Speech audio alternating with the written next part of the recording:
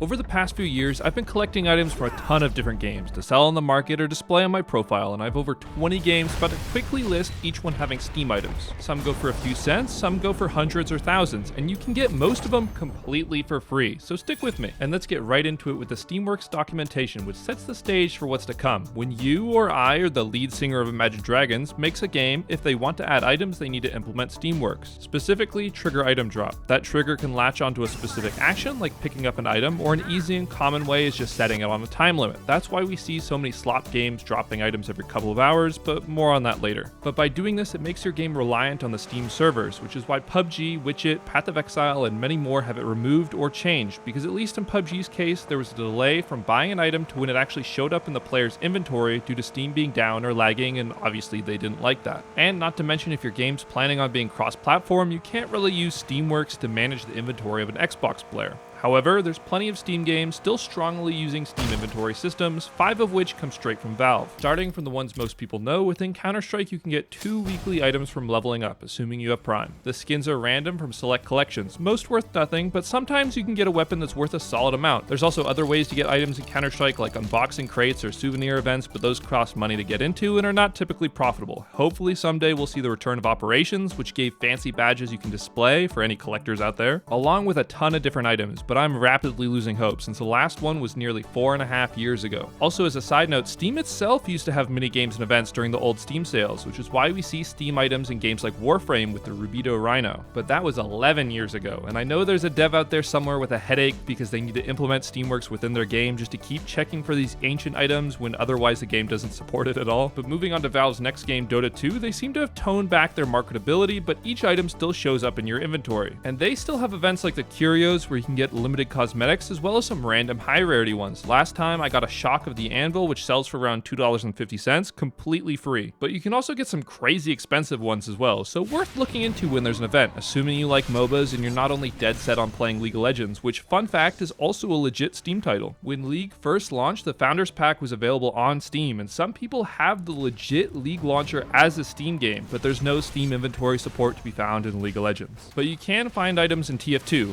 a lot of them. Sometimes they drop during matches, sometimes events will load you up with a ton of them, and you can get weapons or hats or various other badges to show off from community-run events, like this April Fool's one I have, so it might be worth checking out if you're a collector. But if you're in it for the money, most items can be sold, and just like in CS, you have cases you can gamble with, or you can use that money to do a ticket in the Tour of Man vs. Machine with a chance of getting Australian weapons at the end, which sell for a decent amount, as well as some other goodies, but that costs money to get into. For the next Valve title, I need to talk about Artifact, Valve's failed card game, which, yes, is still playable. I found a match versus a level 200 player relatively quickly in the draft mode despite barely anyone playing this game anymore. And a while back, me and some of my buddies played in a tournament for Artifact, which I won, not to brag or anything, and since people are still sometimes in the queues, you can still level and can still get card packs, and cards can be found in the Steam inventory and sold. But good luck finding a buyer, or you can just launch the Foundry version and get a free 249 items, which are not sellable and also don't seem to have pictures. And the last Valve title before we get into the various other developers is Alien Swarm Reactive Drop. Back before Portal 2 or Dota 2, Valve released Alien Swarm, a top-down survival shooter, and Reactive Drop is an extension of it that features items. There's collectible badges for ranking in the various seasons, which show stats like the old Counter-Strike operations, as well as recently they've added weapons similar to the strange weapons from TF2 and other items like materials which you can find on maps for crafting. But this is relatively a new development. Nothing is marketable so far, but I'm excited to see where they potentially go with this new item implementation. And a newer Steam game that features items is Solo Leveling Arise Overdrive, the premium version of a popular mobile game just without the gacha and other pay-to-win mechanics. And one other change is that the cosmetics can now be found in the form of drops, and you can pretty reliably farm these cosmetics, but since they're so farmable, they don't really go for much, with the top items selling for less than $1. And in a few hours of grinding, I got enough items to make roughly 50 cents. So if you're in it for the money, it might just be quicker to get a job. However, I don't know where the development is going in this game, but if they follow down the road of their mobile client, which is likely, the mobile client has events with limited run cosmetics, such as only 1,000 people having ownership of a colored variant, which might be cool and worth a ton in Overdrive. But for now, it seems like you can still farm everything, with some items just being tied to challenges or low drop rates. And what makes our next game, Naraka Blade Point's skins, really stand out is not only are they serialized, but these star skins can also have their colors re-rolled across thousands of possibilities, so for all intents and purposes, the skins are one of one. And they typically go for some pretty high amounts as well, but you can get these for for free. Occasionally there will be events where you can use your spectral silk or other items to bid in auctions to try to get them. You will likely need to be a hardcore player because even though that auction value caps out, you'll still need a decent amount saved up, but in return you can get some pretty crazy expensive items. Like this Wolf King's Fang was a previous auction item, which can be sold for around 1700 right now, and there's also some cheaper tiers as well, but all star skins go for a pretty penny, and some can be gotten for free if you're lucky, and others would require you to open a lot of the new treasures before other people do to try to get them, which is possible if you're incredibly lucky, but it's not very realistic. However, recently they've also added some of the treasures and other items you occasionally get from events into the market, so you can get some money even outside of the high ticket star skins if you really enjoy playing the game and put some time in. But our next game does not even require you to play the game to farm sellable items, and don't starve together. Every day you can log in for a free reward. There's also various other rewards during events and stuff, but every day you can just open the game for a random skin, which is typically sellable, and you can trade them up for higher tiers as well. You can play the game for some other drops, but nothing's stopping you from just growing your collection with daily logins. But two games that don't receive a ton of attention anymore with items are Crab Game as well as Banana Shooter. Both games feature very rare and specific rolls of skins because they come in a few different rarities and colors, and they also have the chance of being shiny or having other attributes, and they go for some pretty high prices as well. But that's likely because the odds of somebody pulling a 0.8 shiny cream colored old sneaker is very low, and chances are you'd be the only one with it, so you can kind of just set your own price. Banana Shooter features a very similar system because apparently the dev behind Banana Shooter stole the code from an upcoming game by the dev of Crab Game. Danny, I'll let somebody else explain that drama though. And on the topic of bananas, let's talk about the elephant in the room, because ever since June 2024, Steam item games have changed forever because banana, the game, not the fruit, got a little bit too much attention. It's a very simple game. Just click, occasionally get a Steam item, which is set on a timer. It didn't used to have all these fancy things it has nowadays. Banana used to be more along the lines of Fish or many of the other slop idle games that are quite literally everywhere now because the massive success Banana saw with everyone logging in or leaving it running to try to get the item to sell on the market made it spike up on the player count charts and be on everybody's radar. It's unlikely we will ever see an idle inventory game recreate the success Banana has or had, but a notable breakout would be Bongo Cat, which moves whenever you press a key with the occasional item drops, and people do actually buy and sell those items. A very easy way to check which games are actually trending for items across all of Steam is by going to the market and pressing newly listed or recently sold, and you can just bounce between the two or keep clicking one, and you'll see a lot of CounterStrike activity, but other than that you'll see some other niche options as well, like Bongo Cat or some more popular games like Rust. And Rust does have item drops, but they're pretty rare in my opinion, and the majority of items in Rust is from the rotating item shop and people buying them and flipping them when the price goes up, since most of the time the cosmetics don't ever return. And there's some other games that work like this, but one I want to bring special attention to is Sandbox or Sandbox, which is also produced by Facepunch, who made Rust and Gary's mod. And Sandbox, for all intents and purposes, is Gary's mod too, on the Source 2 engine, and besides the new engine, there's also a rotating item shop similar to what we see in Rust. And as of the time of me making this video, the game is not out yet, but it's about to be, and if you've played the developer preview like me, you've been able to already pick up some of the cosmetics, which I did. For example, this skull helmet, which I picked up for only a few bucks last year. When I started to make this video, it was around 80 bucks, and now checking it again, it's 220. I'm by no means trying to give financial advice with this video, because when this game launches, the price might spike downwards if people don't like it, but it might be worth something keeping an eye on. But Sandbox isn't the only option for Gmod fans. Tower Unite is a social game which operates very similar with a variety of minigames such as mini golf,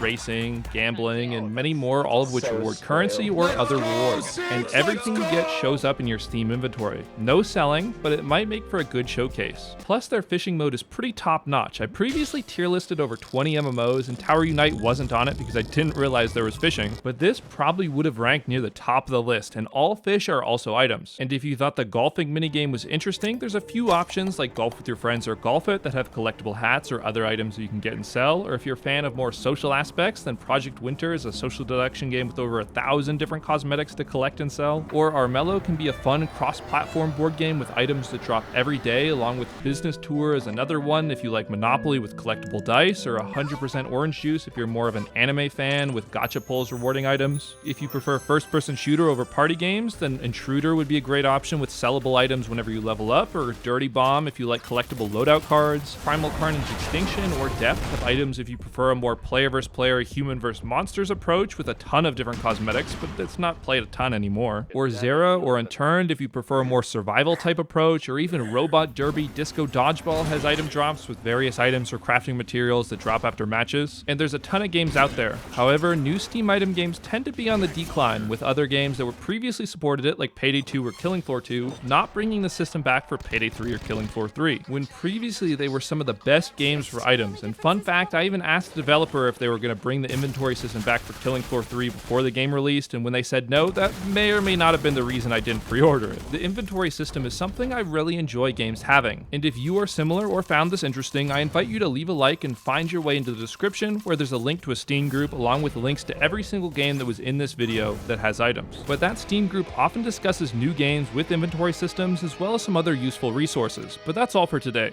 and thank you for watching.